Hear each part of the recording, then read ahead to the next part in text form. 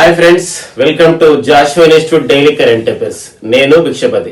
మే 15, 2020కి సంబంధించిన కొన్ని current affairs ని చూద్దాం. సో అందులో మొదటి అంశం, ఓప్ అనే ఒక పోర్టల్ ను ప్రారంభించింది అన్నమాట ఒక రాష్ట్రం. ప్రస్తుతం ఉన్నటువంటి కోవిడ్-19 కారణంగా ఏర్పడినటువంటి ఆర్థిక పరిస్థితులకు అనుగుణంగా యువతకి ఉపాధి ఇవ్వడం, వివిధ రంగాలకు చెందిన వారికి నిరుద్యోగులకి ఉపాధి ఇవ్వడం అనే అంశంతో ఉత్తరాఖండ్ రాష్ట్ర ప్రభుత్వం ప్రారంభించినటువంటి ఒక వెబ్ పోర్టలే HOPE ఓప్ అంటాం. సో ఓప్ అనేది అర్థం ఏంటంటే helping out people everywhere. So ఇలాంటి అంశం ఇంపార్టెంట్ ఫ్రెండ్స్. ఎలా అడుగుతాడంటే కోవిడ్-19 కారణంగా వివిధ రంగాలకి ఉపాధి ఇవ్వడానికి, వివిధ రంగాల్లో ఉన్న వారికి ఉపాధి ఇవ్వడానికి ఉత్తరాఖండ్ రాష్ట్ర ప్రభుత్వం ప్రారంభించినటువంటి పోర్టల్ ఏంటి, ఒక వెబ్సైట్ ఏంటి అంటే ఓప్. అంటే ఇందులో దరఖాస్తు చేయడం, దాని ద్వారా వారికి ఉపాధి అనేది ఇవ్వడం జరుగుతుంది అనమాట. సో ఇది ఓప్ అంటాం. సో ఓప్ అనగా అబ్రివేషన్ ఏదంటే హెల్పింగ్ అవుట్ పీపుల్ ఎవ్రీవేర్ అంటారు. సో అది అబ్రివేషన్ గుర్తుపెట్టుకోండి. HOPE ఓప్ అనగా హెల్పింగ్ అవుట్ పీపుల్ ఎవ్రీవేర్ అంటాం. నెక్స్ట్ పాయింట్, ఉత్తరాఖండ్ అని ఒక పాయింట్ వచ్చింది కాబట్టి ఉత్తరాఖండ్ రాష్ట్ర ముఖ్యమంత్రి త్రివేంద్రనాథ్ సింగ్ రావత్, ఉత్తరాఖండ్ రాష్ట్ర governor Baby Rani Maurya. So next point, next అంశము CPCB అంటారు. CPCB అనగా సెంట్రల్ పొల్యూషన్ కంట్రోల్ బోర్డ్ అంటారు. అంటే జాతీయ కాలుష్య నియంత్రణ మండలి అంటారు. సో ఎందుకు జాతీయ కాలుష్య నియంత్రణ మండలి అనేది వార్తల్లో ఉందంటే CPCBకి నూతన చైర్మన్ గా శివదాస్ మీనాను కేంద్ర ప్రభుత్వం నియమించడం జరిగింది. సో ప్రస్తుతం కోవిడ్-19 కారణంగా వాహనాల రద్దీ లేకపోవడం, కర్బన ఉద్గారాల స్థాయి తక్కువ ఉండడం, దీని ద్వారా కూడా మనకి కాలుష్యం అనే దాని వార్తల్లో ఉంది. మరొకటి ఏంటంటే ఆంధ్రప్రదేశ్ రాష్ట్రంలో May 7, 2020 విశాఖ గ్యాస్ దుర్ఘటన జరిగింది. సో LG పాలిమర్స్ నుండి స్టరైన్ అనే వాయువు విడుదల కావడం, దాని ద్వారా సో ఎన్నో ఇబ్బందికరమైన పరిస్థితులు వచ్చాయి. సో ఇలాంటి పరిస్థితుల్లో మనకి CPCB వార్తల్లో ఉంది. కాబట్టి సెంట్రల్ పొల్యూషన్ కంట్రోల్ బోర్డ్ కి లేదా జాతీయ కాలుష్య నియంత్రణ మండలికి ప్రస్తుత చైర్మన్ ఎవరైనా అడగవచ్చు. అదే శివదాస్ మీనా ఉన్నారు. సో అంతేకాకుండా సెంట్రల్ పొల్యూషన్ కంట్రోల్ బోర్డ్ ప్రతి సంవత్సరం December 2 జాతీయ కాలుష్య నియంత్రణ నివారణ దినోత్సవంగా, అవగాహన దినోత్సవంగా జరుపుకుంటుంది. కారణం ఏంటంటే 1984 December 2 అర్ధరాత్రిన భోపాల్ గ్యాస్ దుర్ఘటన జరగడం. సో అలాంటి పరిస్థితులు రాకూడదని చెప్పేసి ఒక కాలుష్య నియంత్రణ దినోత్సవాన్ని జరుపుకుంటుంది December 2 ప్రతి సంవత్సరం CPCB. సో CPCB అనగా central pollution control board. Next అంశము TOD. ఇది ఒక గొప్ప అంశంగా మనం భావించవచ్చు. ఎందుకోసం చాలా దేశాలు ఉంది, మన భారతదేశం కూడా, భారత సైన్యం కూడా ప్రతిపాదించింది. సో ప్రతి సంవత్సరం కొంతమంది యువతకి సైన్యంలో వివిధ స్థాయిలో పనిచేసే అవకాశాన్ని ఇవ్వడం, ఒక 3 సంవత్సరాల పాటు పనిచేసే అవకాశం ఇవ్వడమే TOD అంట. ఇది ప్రతిపాదన దశలో ఉంది. సో TOD అనగా టూర్ ఆఫ్ డ్యూటీ అంటారు. T అనగా టూర్, O అనగా ఆఫ్, OF ఆఫ్, D అనగా డ్యూటీ. టూర్ ఆఫ్ డ్యూటీ అంటే ఒక విధి పర్యటనగా లేదా విధుల పర్యటనగా లేదా ఉద్యోగ పర్యటనగా చెప్పొచ్చు. సో వివిధ న్యూస్ పేపర్లు కూడా వచ్చింది గొప్పగా ఇది. దీని ద్వారా భారతదేశంలోని యువతకి భారత సైన్యంలో వివిధ స్థాయిల్లో ఒక 3 సంవత్సరాల పాటు పనిచేసే అవకాశం రావడం, దీని ద్వారా దేశానికి సేవ చేయడం, క్రమశిక్షణ విషయం నేర్చుకోవడం, ఇదంతా భారతదేశ అభివృద్ధికి ఉపయోగపడుతుంది అనడంలో ఎలాంటి సందేహం లేదు. సో ఇది ఆమోదించాలని కోరుకుందాం. అయితే ఈ విషయాన్ని సైన్యం కూడా ధృవీకరించింది ప్రతిపాదన దశలో ఉన్నట్టు. సో ప్రస్తుతం భారత సైన్యానికి సంబంధించినటువంటి తర్వాత నెక్స్ట్ ఈ యొక్క 3 త్రివిధ దళాధిపతుల పైన సమన్వయం గురించి ఒక పోస్ట్ కూడా క్రియేట్ చేయబడింది. వ్యూయర్స్, మీకు తెలుసు January 1, 2020 నుండి ఆ పదవి కూడా కొనసాగుతుంది. CDS అంటాం. అంటే CDS అనగా chief of the defence staff అంటాం. So present chief of defence staff general Bipin Rawat కూడా దీన్ని ధృవీకరించడం జరిగింది. సో ఇది మనకు ఆమోదం పొందాలని కోరుకుందాం. సో ఇది TOD. కాబట్టి ఇటీవల వార్తల్లో ఉన్నటువంటి TOD అనగా ఏంటంటే టూర్ ఆఫ్ ది డ్యూటీ అంటాం. Tour of duty, tour of డ్యూటీగా పిలుస్తాం. నెక్స్ట్ అంశం ఫ్రెండ్స్, సో ప్రస్తుత భారత ప్రధాన సైనిక అధికారిగా పనిచేస్తున్న వారు జనరల్ మనోజ్ ముకుంద్ నరవాణి. సో ప్రస్తుత భారత వైమానిక ప్రధానాధికారి air chief marshal Rakesh Kumar Singh Bhadauria. ప్రస్తుత భారత నావిక ప్రధానాధికారి అడ్మిరల్ కరంబీర్ సింగ్. ప్రస్తుతం CDS chief of the defence staff గా పనిచేస్తున్న వారు జనరల్ బిపిన్ రావత్. సో ఇలాంటి అంశాలను కూడా డిస్కస్ చేసుకోవాలి, గుర్తుపెట్టుకోవాలి ఫ్రెండ్స్. ఇక నెక్స్ట్ మరొకటి అంశం న్యూ డెవలప్మెంట్ బ్యాంక్ అంటాం. సో ఇది బ్రిక్స్ దేశాలు కలిసి ఆర్థికాభివృద్ధి గురించి, ఆర్థిక సహకారం గురించి ఏర్పాటు చేయబడ్డ బ్యాంకే న్యూ డెవలప్మెంట్ బ్యాంక్ అంటాం, ఎన్డీబీ.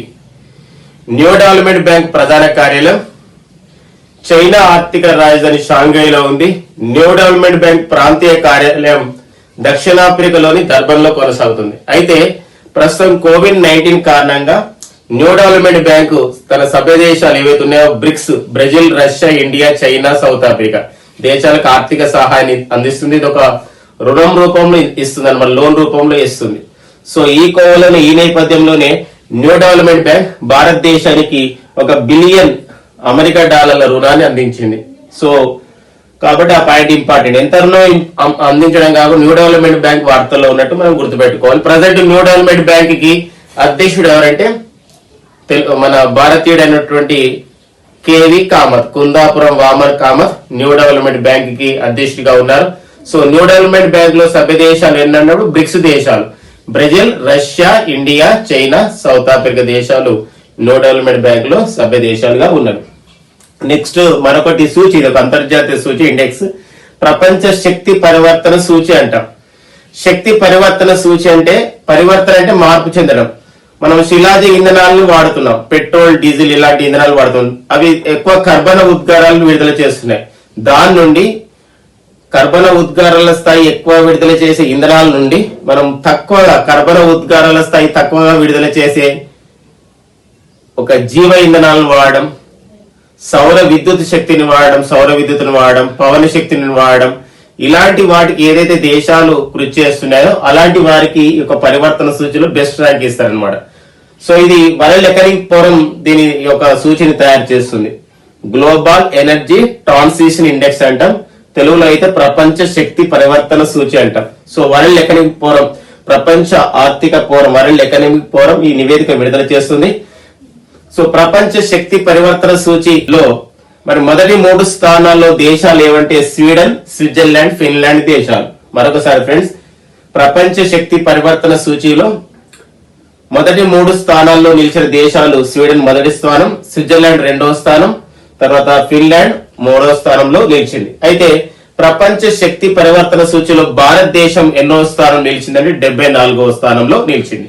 సో ఈ సూచిని విడుదల చేసేది, ప్రపంచ శక్తి పరివర్తన సూచిని విడుదల చేసే సంస్థ వరల్డ్ ఎకనామిక్ ఫోరం. సో ప్రపంచ ఆర్థిక వేదిక అని పిలుస్తాం. సో ఈ వరల్డ్ ఎకనామిక్ ఫోరం అనే సంస్థని 1971 లో ప్రారంభించడం జరిగింది. స్విట్జర్లాండ్ లోని కలోగ్ని అనే ప్రాంతంలో దీని ప్రధాన కార్యాలయం ఉంది. సో వరల్డ్ ఎకనామిక్ ఫోరం యొక్క వ్యవస్థాపకులుగా క్లాస్ స్క్వాబ్ ను పిలుస్తారు. మరొకసారి friends, class Schwab world economic forum ని ప్రారంభించడం జరిగింది. సో ఎందుకు వరల్డ్ ఎకనామిక్ ఫోరం మళ్ళీ వార్తల్లో ఉంది? ఇలాంటి నివేదికలతో పాటుగా 2020 జనవరిలో వరల్డ్ ఎకనామిక్ ఫోరం యొక్క 50వ సమావేశం స్విట్జర్లాండ్ లోని దావోస్ లో జరిగింది. సో ప్రతి సంవత్సరం వరల్డ్ ఎకనామిక్ ఫోరం సమావేశాలు అనేది, వార్షిక సమావేశాలు స్విట్జర్లాండ్ లోని దావోస్ లో జరుగుతాయి. సో ఇది 2020లో 50వ వరల్డ్ ఎకనామిక్ ఫోరం వార్షిక సమావేశం అనేది జరిగింది స్విట్జర్లాండ్ లోని దావోస్. సో ఇది మనకు వరల్డ్ ఎకనామిక్ ఫోరం విషయం పైన. తర్వాత ప్రపంచ శక్తి పరివర్తన సూచి పైన. సో మరొక క్రీడా అంశం ఒకటి ఉంది, ఫిఫా అండర్-17 మహిళల కప్ని 2021లో భారత్ నిర్వహిస్తుంది అనమాట. సో ఇది అంటే యాక్చువల్గా కోవిడ్-19 కారణంగా ఇది కొంచెం వాయిదా పడింది. సో 2021లో ఫిఫా అండర్-17 మహిళల కప్ని నిర్వహించనున్న దేశం భారతదేశం. ఫిఫా అనగా federation of international football association అంటాం.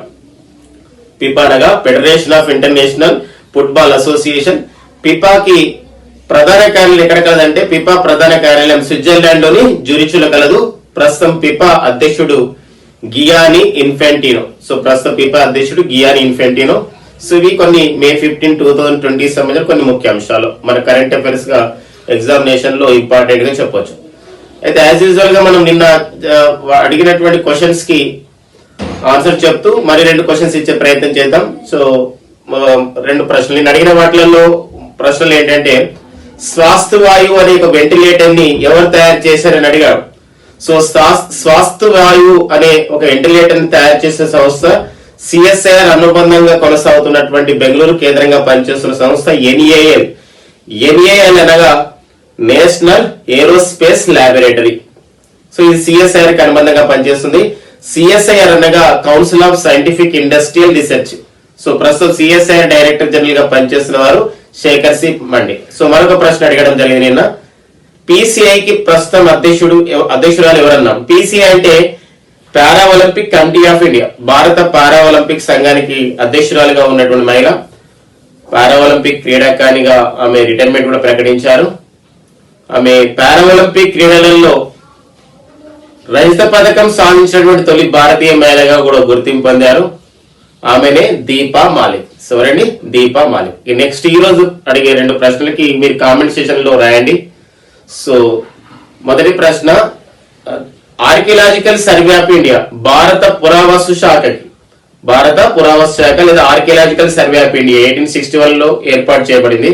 సో ఆర్కియలాజికల్ సర్వే ఆఫ్ ఇండియాకి నూతన డైరెక్టర్ జనరల్ గా ఎవరు నియమితులు కావడం జరిగింది? So the new head of the archaeological survey of India. So దాని కామెంట్ సెక్షన్ లో రాయండి. నెక్స్ట్ ప్రశ్న, కృష్ణా నది యజమాన్య బోర్డుకి చైర్మన్ గా ఉన్నవారు ఎవరు? ప్రస్తుత కృష్ణా నది యజమాన్య బోర్డుకి చైర్మన్ గా పనిచేస్తున్న వారు ఎవరు?